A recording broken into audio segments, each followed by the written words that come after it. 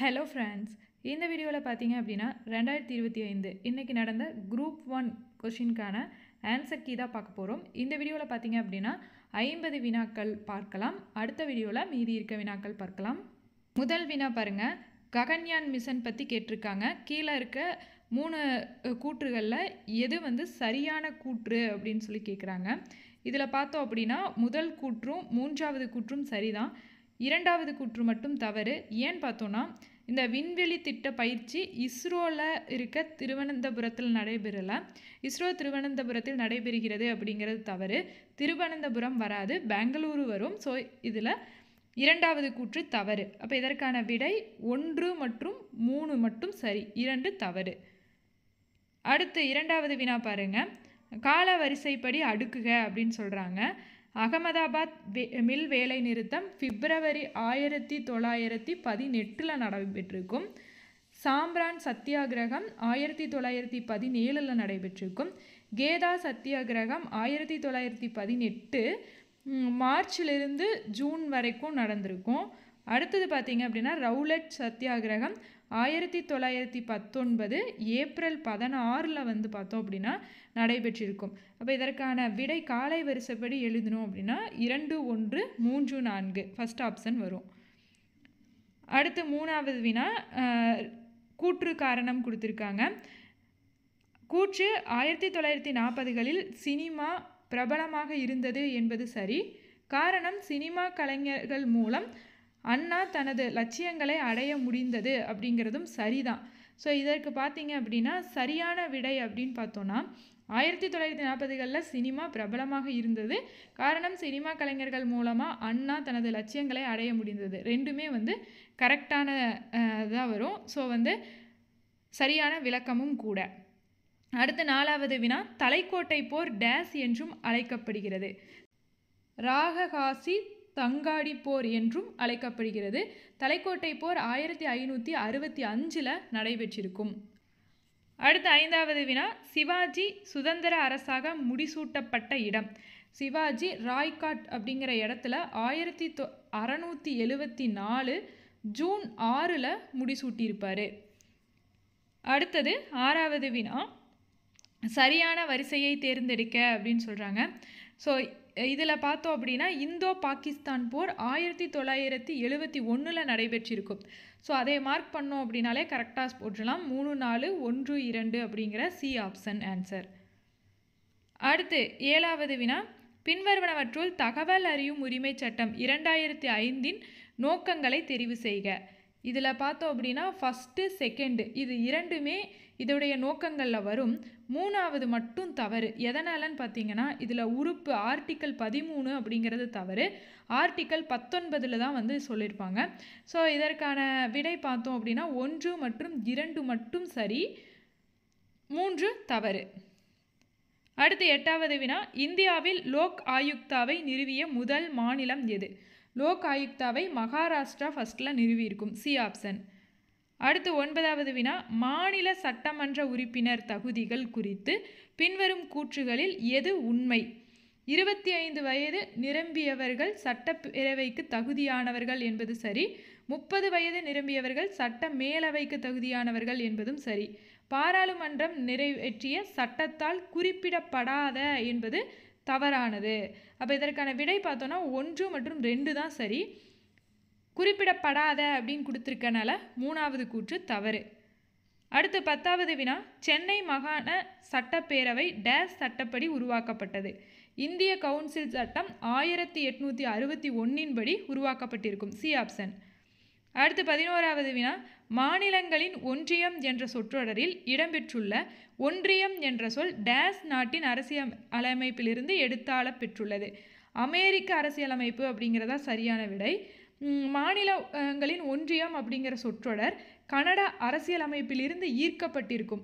ஒன்றியம் அப்படிங்கிற சொல்னு குறிப்பிட்டு கேட்டிருக்கனால அமெரிக்க அரசியலமைப்பு அப்படிங்கிறது சரியான விடை. அடுத்து 12வது வினா, பொருத்தமான சோடிகளை தேர்வு செய்க. இதில் பார்த்துட்டோம் அப்படின்னா 1 மற்றும் 3 சரியானது, பொருத்தமாக இருக்கும். 1, 3, 2, 4 தவறு. குறிப்பிட்ட வழக்குகளை உயர்நீதிமன்றத்திற்கு மாற்றுதல் என்பது ஆர்டிக்கல் 228 அப்படிங்கிறதான் சரி. 4வது பார்த்துட்டோம் அப்படின்னா உயர் நீதிமன்றங்களின் அதிகார பரப்பை ஒன்றிய பகுதிகளுக்கு விரிவாக்கம் செய்வது ஆர்டிக்கல் 230 அப்படிங்கிறதா சரியானது. அடுத்து 13வது வினா, பின்வருவனவற்றுள் 1962ஆம் ஆண்டு சீன படையெடுப்பை அடுத்து நிறைவேற்றப்பட்ட சட்டம் எது? பிரிவினைவாத தடுப்புச் சட்டம் நிறைவேற்றப்பட்டிருக்கும். 1 மட்டும். அடுத்து 14 கூற்று காரணம். சமூக நீதி என்பது அடிப்படையில் சமமான சமூக வாய்ப்புகளை கையாள்வதில்லை. நாட் டீல் வித் ஈக்குவல் அப்படின்னு சொல்லி கொடுத்துருக்காங்க. ஸோ கையாள்வதில்லை அப்படிங்கிறதுனால இது தவறு. அதே மாதிரி காரணம் பார்த்துட்டோம் அப்படின்னா சமூக நீதி என்பது சமூக சமத்துவம் அல்லது சமூக உரிமைகளுக்கு விகிதாச்சாரமற்றது அப்படிங்கிறதும் தவறு. அப்போ இதற்கான விடை கூற்றும் தவறு, காரணமும் தவறு. டி ஆப்ஷன் சரியான விடை. அடுத்து 15வது வினா, நீதி கட்சி யாரால் 1916ஆம் ஆண்டு நிறுவப்பட்டது? நீதி கட்சி TM நாயர் மற்றும் தியாகராய செட்டி என்பவரால் 1916ஆம் ஆண்டு நிறுவப்பட்டிருக்கும். அடுத்து 16வது வினா, நிகழ்வுகளை காலவரிசைப்படி ஒழுங்கமைக்கவும். இதில் பார்த்துட்டோம் அப்படின்னா ஃபஸ்ட்டு தென்னிந்திய தாராளவாத கூட்டமைப்பு உருவாக்கப்பட்டது நவம்பர் 1916. அடுத்தது பார்த்தோம் அப்படின்னா மெட்ராஸ் யுனைடெட் லீக் மெட்ராஸ் திராவிடர் சங்கம் என மறுபெயரிடப்பட்டது நவம்பர் 1912. பெரியார் ஈவேரா நீதி கட்சியை திராவிட கழகமாக மாற்றியது 1944. சுப்பராயலு ரெட்டியார் அமைச்சரவை சுயராஜ்ய கட்சிக்கு எதிராக போராடியது எப்போ அப்படின்னு பார்த்தோன்னா 1927. அப்போ இதற்கான சரியான விடை பார்த்தோம் அப்படின்னா பி ஆப்ஷன் சரியான விடை. 2, 1, 4, 3. அடுத்து 17வது வினா, இது கரண்ட் அஃபேர்ஸில் கேட்டிருக்காங்க. 2025-26 நிதி அறிக்கையில் குறிப்பிடப்பட்டுள்ள 4 இயந்திர வகைகளை பொறுத்துக. முதல் இயந்திரம் பார்த்தோன்னா விவசாயம் அப்படிங்கிறதா சரி. 2வது இயந்திரம் MSMES என்பது சரி. 3வது இயந்திரம் மக்களில் முதலீடு என்பது சரி. 4வது இயந்திரம் ஏற்றுமதி.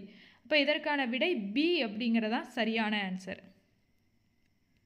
அடுத்து 18வது வினா, கூற்று காரணம் கொடுத்துருக்காங்க. மக்கள் தொகை பிளவு பற்றி கொடுத்துருக்காங்க. கூற்று, மக்கள் தொகை பிளவு என்பது ஒரு மக்கள் தொகையில் உழைக்கும் வயதினுடைய மக்களின் பங்கு அதிகரித்து வருவதால் ஏற்படும் பொருளாதார வளர்ச்சி விகிதத்தில் ஏற்படும் அதிகரிப்பாக வரையறுக்கப்படுகிறது என்பதும் சரி. காரணம், மக்கள் தொகை பிளவுகளால் உருவாக்கப்பட்ட வாய்ப்புகளின் சாளரத்தை எதிர்கொள்ளும் செயல்முறையின் நடுவில் இந்தியா உள்ளது அப்படிங்கிறதும் சரி. இதற்கான விடை 2மே சரி, சரியான விளக்கமும் கூட. B option. அடுத்து 19வது வினா பார்த்தோம் அப்படின்னா கொடுக்கப்பட்டுள்ளவையில் எவை இந்திய நிதிக்குழுவின் பணி இல்லைன்னு கேட்குறாங்க. மத்திய அரசின் வரவு செலவு திட்டத்தை தயாரிப்பது நிதிக்குழுவோட பணி கிடையாது. So A option. அடுத்து 20வது வினா, கீழ்கண்ட கூற்றுகளில் சரியானது எது? உயரும் வங்கி வட்டி வீதம் வணிகர்களிடையே கடன் பெறும் ஆர்வம் குறைந்து விடுகிறது என்பது சரி. பணவீக்கத்தை கட்டுப்படுத்த RBI வங்கி வட்டி வீதத்தை உயர்த்துகிறது என்பதும் சரி. வங்கி வட்டி வீதம் பொருட்களின் விலை உயர்வை கட்டுப்படுத்துகிறது என்பதும் சரி. இப்போ இதற்கான விடை கூற்று 1, 2, 3மே சரியானது.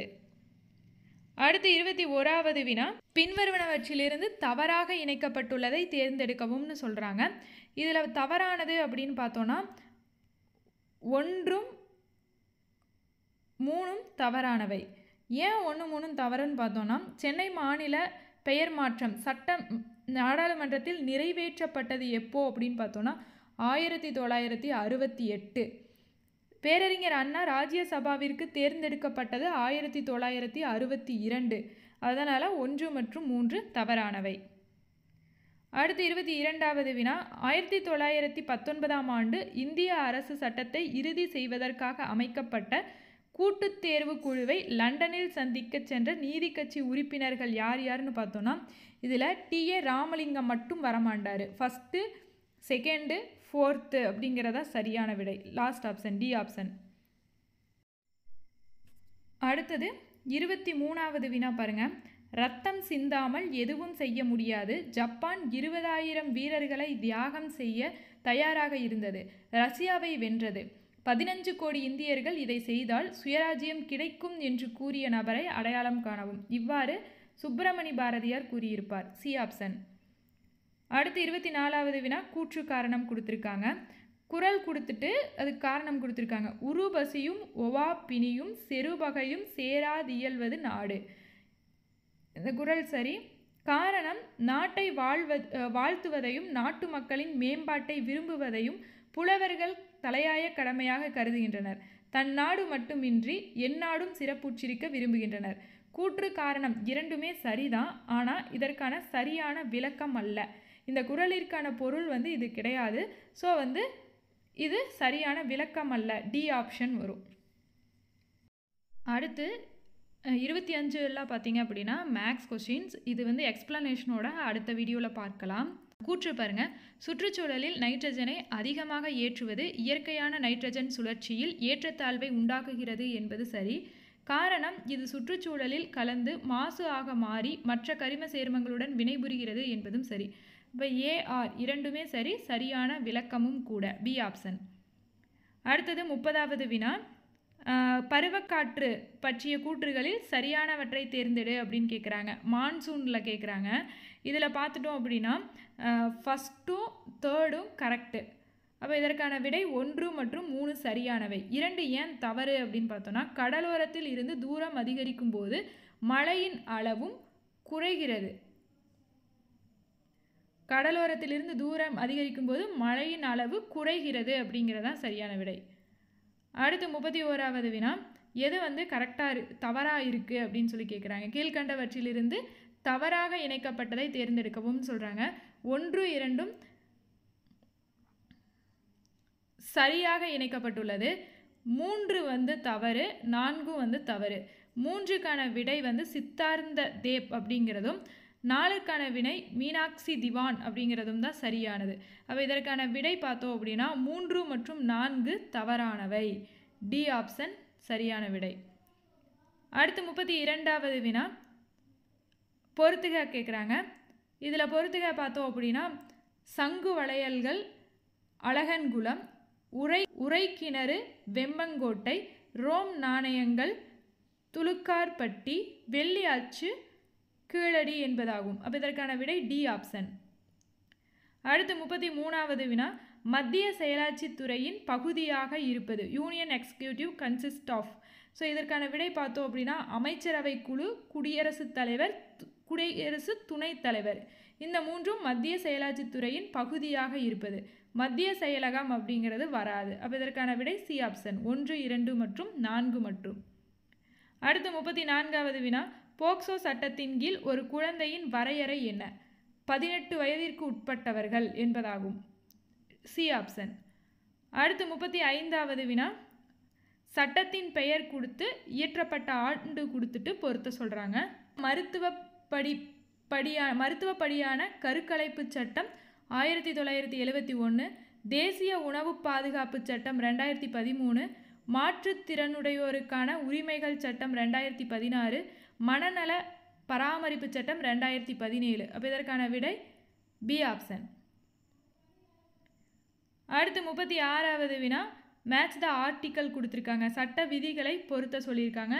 இதற்கான விடை பார்த்துட்டோம் அப்படின்னா தணிக்கை மற்றும் கணக்கு பஞ்சாயத்து விதி என்பது 243 ஜே. இடஒதுக்கீடு தொடர்புடைய பஞ்சாயத்து விதி என்பது 243 டி. பஞ்சாயத்து தேர்தல் விதி என்பது 243 கே. கிராம சபை விதி என்பது 243 ஏ. அப்போ இதற்கான விடை ஏ ஆப்ஷன். அடுத்து 37 கூற்று காரணம் கொடுத்து கேட்டிருக்காங்க. இதில் கூற்று பார்த்துட்டிங்க அப்படின்னா இந்தியாவில் இருக்கும் குடியுரிமைகளையும் கடந்து பார்க்கும் பொழுது நட்பு வகை அந்நியர்கள், எதிரி வகை அந்நியர்கள் என 2 வகையினர் இருக்கின்றனர் என்பது சரி. காரணம் பார்த்தோம் அப்படின்னா தவறு. எதனால் தவறு அப்படின்னு சொல்லி பார்த்தீங்கன்னா இங்கே எதிரி வகைப்பட்ட அந்நியர்கள் கிடையாது. இந்த 2 அந்நியர்கள் இருக்காங்க இல்லையா, அதில் நட்பு வகை அந்நியர்களை பற்றி தான் ஆர்டிக்கல் 22 குறிப்பிடும். எதிரி வகைப்பட்ட அந்நியர்கள் அப்படிங்கிறதுனால ஏங்கிறது சரி, ஆனால் ஆர் அப்படிங்கிறது தவறு. C option. அடுத்து 38வது வினா. பொது விநியோக முறையின் நோக்கங்கள் என்ன? இது வருமான நிலையின் அடிப்படையில் அமைந்துள்ளது என்பது சரி. இது ஒவ்வொரு மாதமும் மலிவு விலையில் நல்ல தரமான அத்தியாவசிய பொருட்களை கிடைக்கச் செய்வதன் மூலம் உறுதி செய்கிறது என்பதும் சரி. இராணுவ வீரர்களின் குடும்பங்களை மையமாக கொண்டுள்ளது அப்படிங்கிறது தவறானது. அப்போ இதில் முக்கியமான நோக்கம் சி ஆப்ஷன் 1 மற்றும் 3 மட்டும். அடுத்து 39வது வினா, மருத்துவர் முத்துலட்சுமி ரெட்டி மகப்பேறு நலத்திட்டத்தின் கீழ் 2018 முதல் உயர்த்தப்பட்டுள்ள உதவித்தொகை ரூபாய் 18,000. 2018 ஏப்ரலிலிருந்து 12,000 இருந்தது 18,000 உயர்த்தியிருப்பாங்க. அடுத்து 40வது வினா, எது வந்து இன்கரெக்டாக இருக்குது கீழே இருக்க பேரில் அப்படின்னு சொல்லி கேட்குறாங்க. இதில் பார்த்துட்டோம் அப்படின்னா 1, 2, 4 மூன்றுமே கரெக்டாக இருக்குது.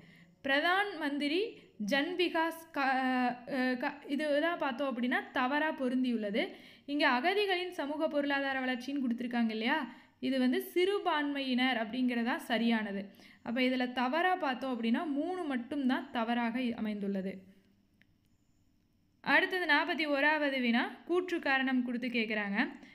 இதில் தமிழ்நாடு அரசு தனது 2025-26 பட்ஜெட்டில் ரூபாய் சின்னத்தை கைவிட்டு அதற்கு பதிலாக தமிழ் எழுத்தான ரூபாய் மாற்றியுள்ளது என்பது சரி. அனைவருக்கும் பயனளிக்கும் வகையில் தமிழ்நாட்டின் பரவலான வளர்ச்சியை உறுதி செய்தல் என்பதும் சரி. அப்போ இதற்கான ஆன்சர் பார்த்துட்டோம் அப்படின்னா ஏஆர் இரண்டுமே சரிதான். ஆனால் இதற்கான விளக்கம் வந்து சரியல்ல. அடுத்து 42வது வினாவும் கூற்று காரணம் கொடுத்துருக்காங்க. கூற்று பார்த்தோம் அப்படின்னா வறுமை கோடு என்பது கலோரி தேவையின் அடிப்படையில் தீர்மானிக்கப்படுகிறது என்பது சரி. இங்கே வறுமை கோடு அப்படிங்கிறது 2ஓட அடிப்படையில் தீர்மானிக்கப்படும். இங்கே கலோரி தேவைகளின் அடிப்படையில் மட்டும் அப்படின்னு சொல்லி கொடுத்துருந்தாங்க அப்படின்னா கூற்று தவறானதாக இருக்கும். இங்கே இதுலேயும் ஒன்று அந்த மட்டும் கொடுக்காததுனால கூற்று வந்து சரியானது தான். காரணம் பார்த்தோம் அப்படின்னா வறுமை கோடு என்பது ஒரு தனிநபரின் அடிப்படை தேவைகளை பூர்த்தி செய்ய தேவையான குறைந்தபட்ச வருமானமாகும். இதில் உணவு, உடை மற்றும் தங்குமிடம் ஆகியவை அடங்கும். இதற்கான விடை கூற்று காரணம் ரெண்டுமே சரி. இதற்கான காரணமும் விளக்கமும் சரிதான். அடுத்து 43வது வினா, 15வது நிதிக்குழு 15th கமிஷன் பற்றி கேட்டிருக்காங்க. 15வது நிதி ஆணையத்தை பற்றிய பின்வரும் கூற்றுகளில் எவை உண்மையானவை? இதில் பார்த்தோம் அப்படின்னா ஃபஸ்ட்டும் 3டும் வந்து உண்மையானவை. 1 மற்றும் 3 மட்டும் சி ஆப்ஷன். நிதி ஒழுக்கத்திற்கு 10% புள்ளிகளை வழங்கப்படுகிறது அப்படிங்கிறது தவறு. இந்த 10% புள்ளிகள் வந்து காடு பரப்பு மற்றும் பிரிவிற்கு தான் 10% புள்ளிகள் வழங்கப்படுகிறது. நிதி ஒழுக்கத்திற்காக பார்த்தோம் அப்படின்னா 2.5% புள்ளிகள் தான் வழங்கப்படும். மக்கள் தொகை செயல்களுக்காக 12.5%, காடு பரப்பு மற்றும் பிரிவிற்காக 10% வழங்கப்படும். அப்போ இதற்கான விடை சி ஆப்ஷன். அடுத்து 44வது வினா, கூற்று காரணம் கொடுத்துருக்காங்க. சிஎன் அண்ணாதுரை சுயமரியாதை இயக்கத்தால் கவர்ந்திழுக்கப்பட்டு திராவிடர் கழகத்தில் சேர்ந்தார் என்பது தவறு. சிஎன் அண்ணாதுரை ஏற்கனவே பார்த்தோம் அப்படின்னா நீதி கட்சியில் இருந்திருப்பார். அப்போ தான் வந்து சுயமரியாதை இயக்கத்தில் கலந்திருப்பார். ஆனால் கவர்ந்திழுக்கப்பட்டு திராவிடர் கழகத்தில் சேர்ந்தார் அப்படிங்கிறதுனால கூற்று தவறு. சிஎன் அண்ணாதுரை நீதி கட்சி மற்றும் திராவிடர் கழகத்தை சமமாக நடத்தினார் என்பது சரி. அப்போ ஏ தவறு, காரணம் வந்து சரி. அடுத்து 45வது வினா, கூற்று காரணம் கொடுத்துருக்காங்க. கூற்று பார்த்தோம் அப்படின்னா நீதி கட்சி அன்னி பெசண்டின் தன்னாட்சி இயக்கத்தை எதிர்த்தது சரியானது. காரணம் டொமினியன் அந்தஸ்து பிராமணர்களுக்கு அதிக அதிகாரத்தினை வழங்கக்கூடும் என கவலைப்பட்டது. இதுவும் சரி. அப்போ ஏ மற்றும் ஆர் இரண்டும் உண்மை. மேலும் ஆர் என்பது ஏவிற்கான சரியான விளக்கம். பி ஆப்ஷன் கரெக்டான விடை. அடுத்து 46வது வினா பார்த்தோம் அப்படின்னா ஜார்ஜ் ஜோசப் பற்றி கொடுத்துட்டு வைக்கம் ப்ரோட்டஸ்டில் எது சரி எது சரியான கூற்று அப்படின்னு சொல்லி கேட்குறாங்க. இதில் பார்த்துட்டோம் அப்படின்னா கேரளாவை சேர்ந்தவர் ஜார்ஜ் ஜோசப் வைக்கம் போராட்டத்தின் மூளையாக செயல்பட்டார் என்பது சரி. தீண்டாமை சிக்கலில் கிறிஸ்துவரான ஜார்ஜ் ஜோசப் கலந்து கொள்வதில் காந்தி கருத்து வேறுபாடு கொண்டிருந்தார் என்பது சரி. ஜார்ஜ் ஜோசப்பின் மார்பளவு சிலை மதுரையில் நிறுவப்பட்டுள்ளது என்பதும் சரி. இதில் ஜார்ஜ் ஜோசப்பும் கரூர் நீலகண்டனும் பெரிய வைக்கம் போராட்டத்தில் கலந்து கொள்வதை விரும்பவில்லை அப்படிங்கிறது தான் தவறு. அப்போ இதற்கான விடை பார்த்தோன்னா பி ஆப்ஷன் 1, 2, 3 சரி. அடுத்தது 47வது வினா பார்த்தோம் அப்படின்னா பின்வருவனவற்றுள் எந்த குறள் செய்நன்றி அறிதல் அதிகாரத்தை சார்ந்ததுன்னு கேட்குறாங்க. மறவர்க்க மாசற்றார் கேண்மை துறவர்க்க துன்பத்துள் துப்பாயார் நட்பு அப்படிங்கிறது செய்நன்றி அறிதல் அதிகாரத்தை சேர்ந்திருக்கும். அப்போ இதற்கான விடை பார்த்தோம் அப்படின்னா 3 மட்டும் பி ஆப்ஷன். ஒருமையுள் ஆமை போல் 5 அடங்கல் ஆற்றின் எளிமையும் ஏமாப்புடைத்து என்பது அடக்கமுடைமை அப்படிங்கிற அதிகாரத்தில் வரும். அடக்கமுடைமை அப்படிங்கிறதுல வரும்.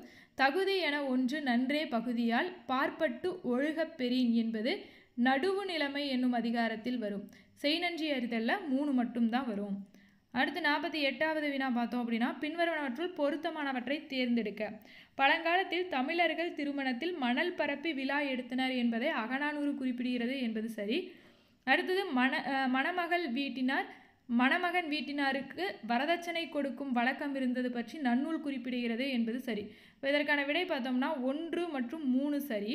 மணமகளுக்கு மணமகன் தாலி அணிவித்தல் வழக்கமாகும் என்பது தொல்காப்பியம் குறிப்பிடுகிறது என்பது தவறு. தொல்காப்பியம் அப்படிங்கிறது ஒரு இலக்கண நூல். இதை பற்றி குறிப்பிட்டிருக்க மாட்டாங்க. அதே மாதிரி தீ நெறிப்பட்ட வேள்வி திருமணத்தை பற்றி சிலப்பதிகாரத்திலையும் குறிப்பிட்டிருக்க மாட்டாங்க. அப்போ 1 மற்றும் 3 சரியானது. அடுத்தது 49, 50 பார்த்தோம் அப்படின்னா மேக்ஸ் வினா அடுத்த வீடியோவில் பார்க்கலாம். ஓகே, இதோட பார்த்தீங்க அப்படின்னா 50 வினாக்கள் ஜிகேல இருந்து பார்த்துட்டோம். தேங்க்யூ.